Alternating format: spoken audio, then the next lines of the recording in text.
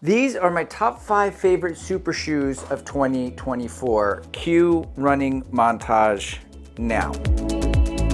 Whoa, just kidding. No, here at Midlife Runner, we do not do cool running footage. Okay, so let's just hop right into it and let's start with honorable mention. Yes, honorable mention. I love this category. It's like a bonus, except it's at the beginning and it's about a shoe that didn't make the cut. Really, it's like the opposite of a bonus, like the anti-bonus. It is my Clark Griswold to you. And my honorable mention is going to go to the Adidas Adios Pro 3. And the reason this shoe is in my honorable mention category is because it did not come out in 2024. It actually came out in late 1918, shortly before the signing of the Treaty of Versailles. Little known fact, I have over 250 miles in this shoe. It is my favorite super shoe to train in when I do long runs with marathon pace in it. It's got the stiff carbon rods, not a carbon plate. There's good energy return, but it's not quite as competitive as other super shoes from other companies. If you want to know my full thoughts, I air them out over the course of a long run, which you can check out right here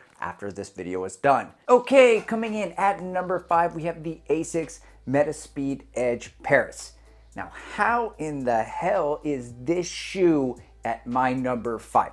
Well, I should have clarified in the title or the thumbnail. These are my top 5 favorite super shoes at the marathon distance. And, you know, for some elites, sub-elites, even 240 guys, whatever those are called, hobby jogger elites, maybe they could make this shoe work. But for me, I found myself using this shoe mostly for 5K workouts, 10K workouts, they're pretty much the same. Anyway, faster stuff. I did do a 10-mile marathon pace block, and towards the end, I was struggling to hold form, and it made me think, what would this feel like at mile 20? I just don't know if I have the skill or the discipline to make this shoe work, especially considering the next 4 shoes. Okay, coming in at number 4, we have the Nike Alphafly 3.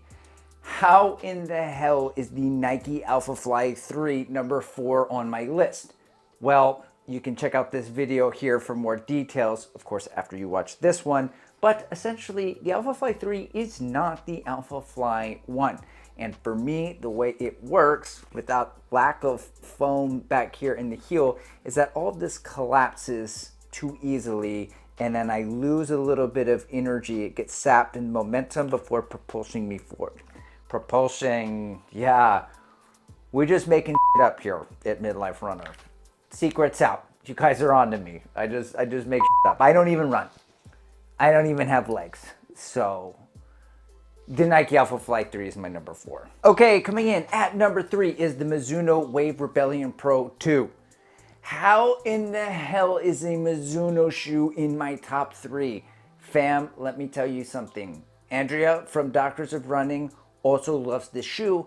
Therefore, it just works for some people. And for context, I'm 5'6", with about 150 pounds. I'm a Pisces, I'm a beach guy, and I'm a midfoot striker. This shoe is magical and it just works for me. I got a 5K PB in it, I got a 10K PB in it. I would have taken it for the marathon at Marine Corps, except it already had 100 miles and I wanted to take another shoe. But I'm very much looking forward to the Pro 3, not in zebra print, but still the Pro 3 when they get a different colorway. And I love this shoe so much, I went out and tried all of the other Mizuno shoes. And would you believe it? I made a video on those too, which I'll put right here, which you can also check out after you watch this video. Okay, coming in at number 2, it is the PUMA Fastar Nitro Elite V2. Guys, how in the hell is this PUMA shoe my number 2?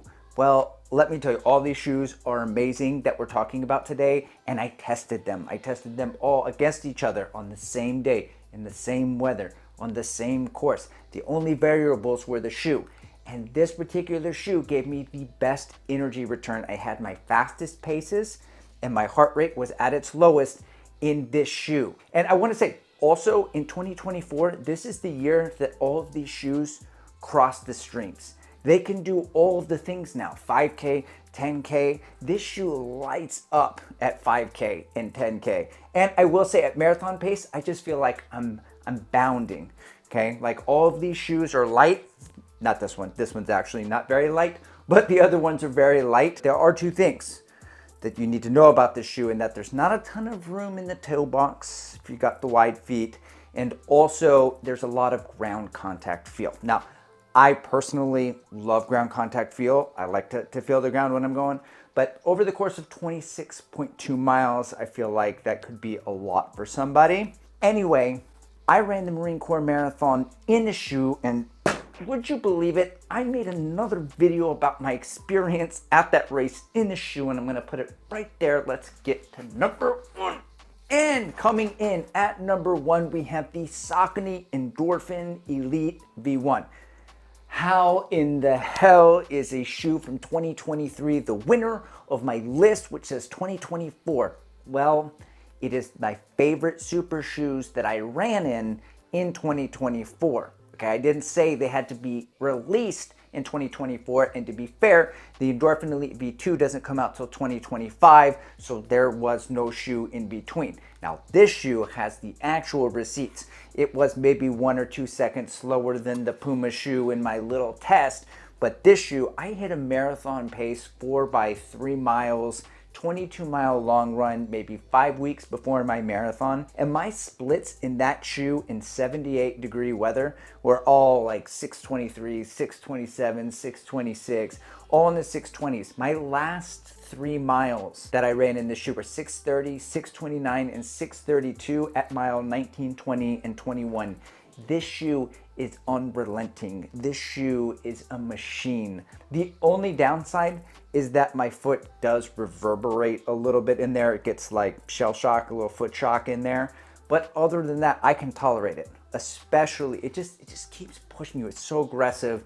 I love it. The other dilemma I have is that V2 is coming out in January, and some of you guys already got your hands on it, and you've talked to me and you told me like, yes, it's softer, it's a great shoe, but you prefer V1. So first world problems, do I get this one on discount, or do I spring the money for V2? And by the way, guys, I did not make a video on this shoe yet. There's no video to click on.